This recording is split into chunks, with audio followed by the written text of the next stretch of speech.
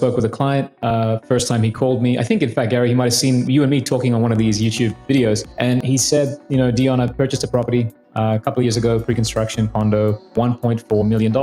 And the first question I ask when I hear that number is, what's the square footage? And the reason I ask that is because I've noticed a certain acceptable number, depending on the location of the condo, a certain acceptable number of square footage or cost per square footage that appraisers are bringing those numbers in at. So for him, when we did the math, it was something like 900 square feet, and therefore he had paid around $1,450 per square foot for that property. And I did a quick search on other recent mortgages that we funded in that neighborhood and looked at the appraisals on those other types of properties that are, again, similar neighborhood.